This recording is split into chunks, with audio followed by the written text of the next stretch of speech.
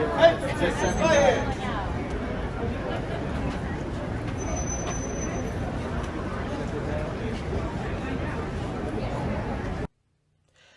hey, it's your broads. We're calling our squad who loves Broadway, the Broadway Broad Squad. We hella love musicals and we review them all day. It's Jen and Sarah, your fairy god broads. Hey. Places! Hi, I'm Jen. And I'm Sarah. And we're the Broadway Broads. If you're new here, welcome to the Broadway Broad Squad. We are live in New York City. Yes. Squad, this review is for Take Me Out, playing at the Hayes Theater. Okay. So this is a new theater for us. It is. We get to check another box off of our Quest for 41. Very exciting. Yes. Very exciting. This is a Thursday night show that we saw. We got tickets for 7 p.m. and we sat center orchestra, front row, and we were in seats 101 and 102, and they were perfect. Before we start this video, we just have a disclaimer. So the show deals with adult content. So if that's not for you, maybe this video isn't for you. So just be aware of that we are going to sort of speak freely about some of the content in the show. Yep. Okay. So we just wanted to make everyone aware of that. Yep. So if you have younger folks around, we are going to be talking about some stuff that maybe they shouldn't be listening to. And because the show, we'll just say it has some nudity, we are forced to lock our phones before entering the theater. So because of that, we don't have much footage to share of like the theater or curtain call or anything of that nature. Yeah. So we'll have to hit Quest for 41 another time. Next time, yeah. Yeah. But the theater was beautiful. Absolutely. Oh, beautiful. Stunningly beautiful. We both gorgeous. commented about it. Yeah, very beautiful. So quick synopsis for the squad on this show. This show examines America's obsession with baseball in an unusual context. This play deals with the star ball players coming out of the closet during a season filled with racial tension, violence, and celebrity ego trips. The show takes place in the 2002 baseball season. So getting to the Hayes Theater, there were no vaccination checks. However, masks are 100% required. Yep. And at the very beginning, as soon as you enter the theater, they take your phone. They put it in a yodel pack. That's to be turned off. Yeah, it has specific. Yeah. And they're saying, as you're hearing me say this to you, turn your phone off and put it in the pouch. So then we followed the directions, followed the orders. Yep. So no, we did not have our phone. Or vaccines? No. Step up to my colleague, please. Have that phone off, please. Thank you. There was no merch except for a poster. They did have one poster, and then a bar was downstairs along with the bathrooms. And something funny that we noticed about the bathroom lines. This is probably the first time ever where I've seen the women's line shorter than the men's line and moving faster. Yeah. It was just odd. Yeah, it was very odd. We chatted with the usher and he said that's pretty consistent with the show. With the show. Yeah, so we just wanted to point that out. Yeah. All right, squad, let's dive in. So as we mentioned, we were in the front row. The front row was perfect seats. They were super roomy. We even each had our own armrest, which was really nice too. Roomy in the front. We had our bags in front of us. Now, if you are someone who doesn't like to look up, like I get it. A lot of people are like, no, that's too close. Oh, for us, it can never be too close. Yeah, like you actually mentioned there was somebody in the front that was shorter, and you were like, oh, sucks, but I didn't mind it. I don't mind it at all. But good point to bring that up because some people don't like to be looking up. We were fine with it. I don't mind it at all. Yeah.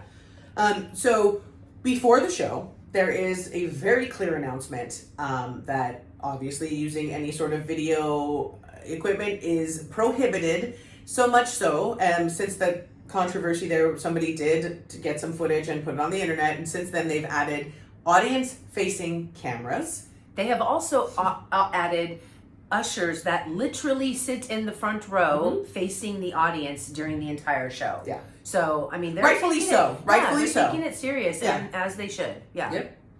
And so upon entering the theater, what do we get? You get the sound of baseball. Yeah. Now, if you don't know, I think we've told you before, we're huge baseball fans. We both have kind of broken up with baseball this year because we're A's fans, and our team has been we've been done dirty as season ticket holders. So we kind of broke up with baseball up until now. But to walk in and hear the sound of the bat cracking and people having fun at the baseball game, walking in and seeing a silhouette of the ballpark, the stadium. It took me home. Like, I constantly say baseball is church to me, and so I felt like that. Same with theater. Absolutely.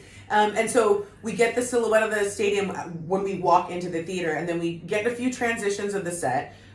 We get the locker room, of course, and then we also, there's like a turf right in front of the stage, you know what I mean? And so we get transitions, a lot of things flying in, flying out. So they're really sharp moving set change. Sort of technically flawless. There was not miss a beat. Like, even any time that the scene would end and the lights would go out, you'd hear the bat crack. Yeah, that was a beautiful touch. I remember the first one. I was like, we knew we were seeing something special. Yeah, and then there was this a moment where they had multiple at bats happen. Yes, you were like, I did. So they did this thing, like they did a slow mo where the pitcher was throwing the ball, but then there was like 9 hits during one inning, and so you saw each player. So the sound guy was working. He had to make the bat crack the exact time that each player was swinging, and it was beautiful. I give them props because they were all holding the bat correctly.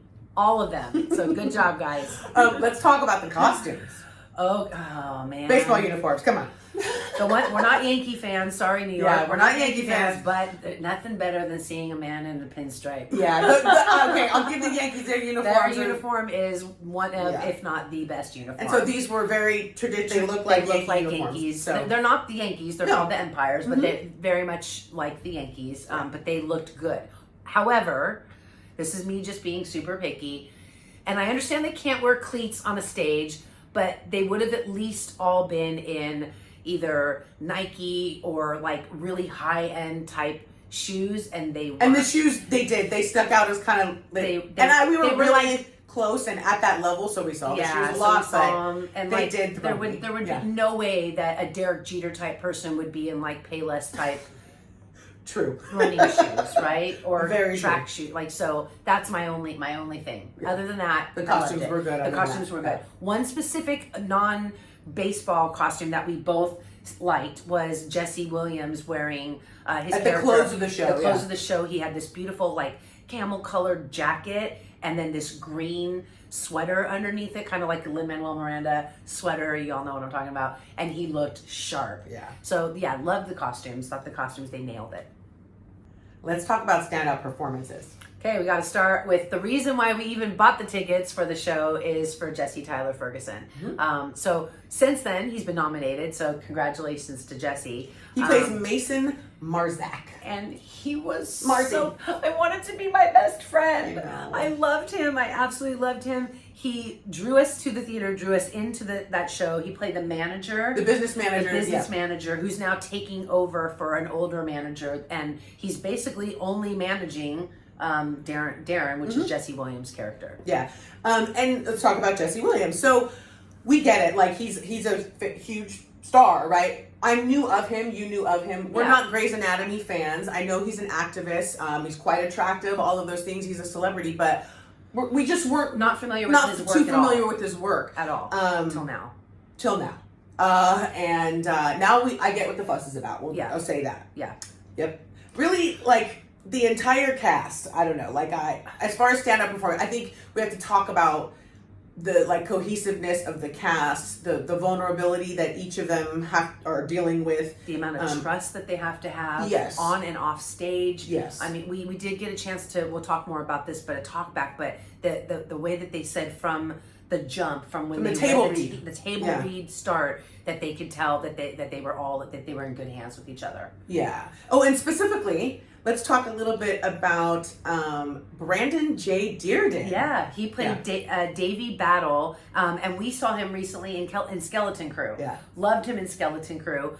Didn't like his character in this show. Oh yeah, so fantastic job. Very good actor. Because I didn't like him. I didn't like him at all. And I could definitely see there was acting choices that he made that fit to the character. And for me, to not like him makes me know that he did a great job, because I loved him as Reggie in Skeleton. And just what a treat for your broads, honestly. When we get to sort of see the trajectory of a career like this. We got to see him in Skeleton Crew, and now we get to see him in this, and hopefully get to see him in something, so it's a treat. I love getting to be in the audience and be like, we saw them, you know, and so that was just very And awesome. speaking about treat, we didn't know until we got our playbill that we were seeing a talk back afterwards. So we decided to stay, and we were rewarded with not only the two. It was Ken Davidoff, and he was the moderator, and he had Robert Parker, who is an ESPN sports journalist. And then we're supposed to only get two of the actors, any two actors that will join in the after talk, and it was two of the ball players. But then once it started, Jesse Williams joined, and then Jesse Ferguson joined, and another actor joined too. So we got to see all of them.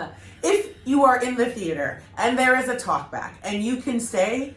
Okay, you're here to hear from your broads. Like, we looked at each other, we were like, "Yep, we're sitting. All right, let's go. Let's talk more baseball." Exactly. Yeah. Yep. Oh, such a treat. Let's talk standout moments. I want to go first. You go. Okay. So, Mason, who's Jesse Tyler Ferguson. Wait, before you start, tell the squad where you got married. I got married at a baseball game. My husband and I, our very first date was in 2002. You're going to make me cry right now. Well, it was in 2002, and our very first date was an A's and Giants game, and that was one thing that we had in common. We didn't have football in common. We had two different teams that we liked, but baseball, we're both A's fans. So our first date was there, our first kiss, our first big purchase together was season tickets, and we got married there. Yeah. So baseball is very, very dear to me. So hearing Mason, who's Jesse Tyler Ferguson, never had seen baseball before, wasn't interested in it at all. And to watch him grow to love baseball in one season was beautiful. Yeah. He had a monologue that I need to look up in that script, but his monologue, watching him talk about baseball, made me fall in love with baseball again. Yeah, it was beautiful. I had moments I was crying. We were hugging each other a couple of times, like leaning in, just because we enjoy. If you don't find us at a Broadway show, you'll find us keeping score at a ball game. Yeah, and just listening to him talk about those moments where it was like these aha moments, and just how much baseball is a metaphor for so much. Yeah. You know what I mean? The line about how we celebrate loss. Because you don't celebrate loss. Well, we accept loss. Accept loss. Yeah. And it doesn't, and in life, in politics, in religion, in everything. You try to skirt away the loss, but in baseball, it's like, no, there's a loser. There's a column, and we acknowledge that. And we acknowledge it. And the way that he described that through that monologue. And also allowing for celebration. Yes. Oh, God. That moment where he talks about, and if you're not a baseball fan, give him a little, oh, man. So he talks about how when you hit a home run, and then even how he talks about when you hit a home run and you hit it out of the ballpark, apparently you can hit a home run and it happens in the ballpark, but I've never seen that. So that was just adorable. But he says you hit it out. He goes, and if you're worried about time, you would just say, great, he hit the ball out of the ballpark, and you would mark it as a home run. But no, you watch the ball leave. Trot. He's like that trot. He trots around base to base, and the audience reacts to it. And I was like, we do, we love it. And they actually allow for that time for the team to celebrate with him. Yeah. And what other game does that? Doesn't have a clock. Yeah. I mean, soccer, baseball, basketball, hockey, everyone has a clock. Yeah. Right? So does golf have a clock?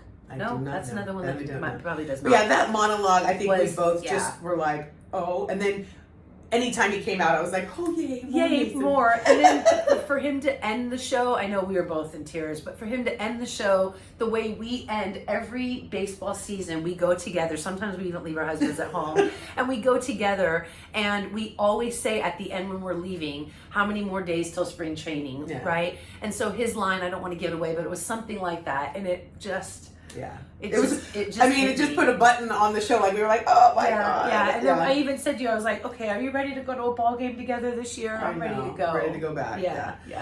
One of the standout moments for me was toward the end of the show. There is a very intense scene between Kippy, Darren, and Shane. I don't want to give away too much in the scene, but it was very intense. Uncomfortably. I mean, it did all the things it needed to do. And that scene really got me. Yeah. ripped me apart.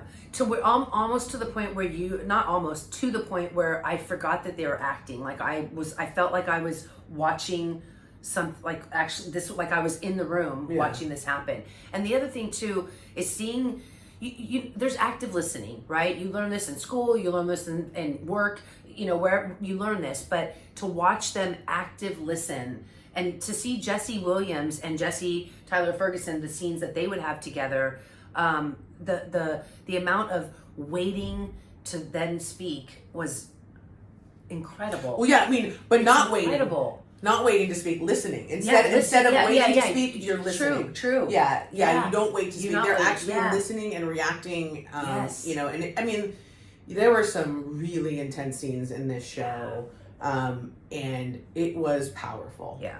And for us, I think we were just like, oh, this is just such a perfect marriage of everything for us, because it was a play on Broadway. It was about the baseball and falling in love with baseball. You know what I mean? So I think it just was like the perfect sort of storm for us. There was never one moment that I wasn't thinking about, what am I going to eat after? Or I wonder what time it is. There was never a moment, not even one moment that I felt like that. Yeah. All right, squad. Now it's time to talk about what you all came here to listen to. Okay, so again, get the kitties out of the room because we're gonna go into it. So first, let's just say the male form in all of its glory is lovely. Lovely. It is. I mean, we're both married women who've been married for quite a long time. So haven't seen any other, nope. no other naked men. Saw a lot more naked men than I thought I was going to see. Yes. I honestly, and we talked about this last night when we were scripting, thought that we were going to be like a scene. I thought I was going to see one or two naked men. I did not know I was going to see the entire team lineup naked, lined up and naked. Yeah. So yes, we got full frontal nudity. If you're not here for that, full frontal, full back, full side, full back, full side, everything, full frontal nudity. So, and again, a lot more than we thought we were going to get. Okay, the shower scene. I'm trying not to be immature. So, so the shower scene. So I again. Let's just talk about technically, like the showers come down from the heavens. Yep, and there's 8 of them, all right, and running water. The set they have a graded floor, which we saw early on. We looked at this. I actually like water. I got watered on. Yeah, it was like Gallagher. Anyway, so technically, like, just amazing, right, to see, right? And then there they are, all 9 of them. Like 8 of them. Yeah. Weird though that they so with the shower also came down like a little like a cubby so that their soaps were there or whatever, but none of them, except for in the second shower scene, ever used soap, never used a washcloth or a loofah. Come on, guys, gentlemen, washing your bodies with your hands. But that's just I'm just gonna be it's a whole nother video. A whole nother. Yeah. Also, want to mention, because we went into this a little concerned, like, about the audience. Yes. There was controversy and stuff. So, some people may be seeing this show for just the nudity. Let's just be honest.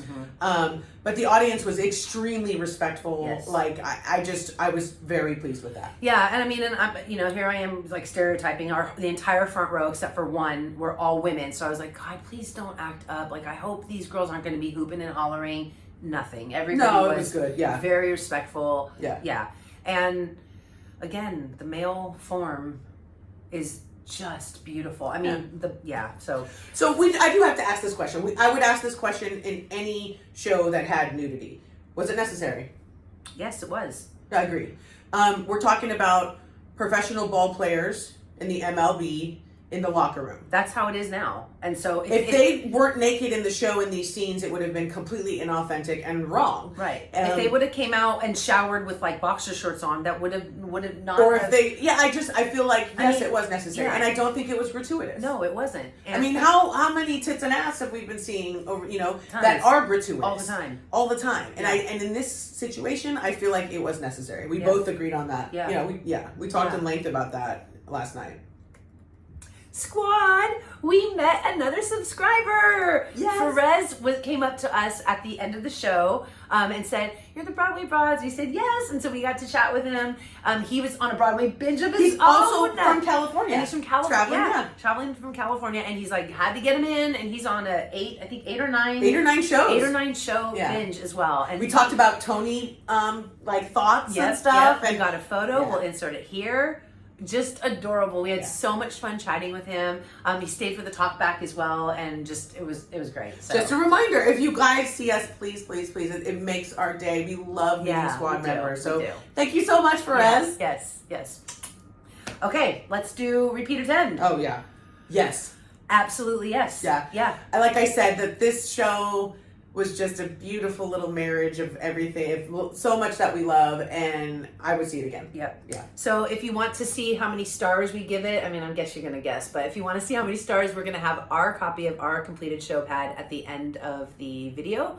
So check it out. If you would like to get a show pad, check out the description box below. It's giveaway time! If you would like to enter the giveaway, please make sure to read all the rules in the description box below. So this show closes in a week. I think it's in June 11th, in a week or two. So this is, if you would like this, this is the giveaway. And the question that we would like for you to put in the box below, in the comments below, is my favorite baseball team is, and then fill in the blank. So because we obviously had our phones locked, there is no curtain call footage, but we got a little stage door stuff for you. Yep, so check it out here.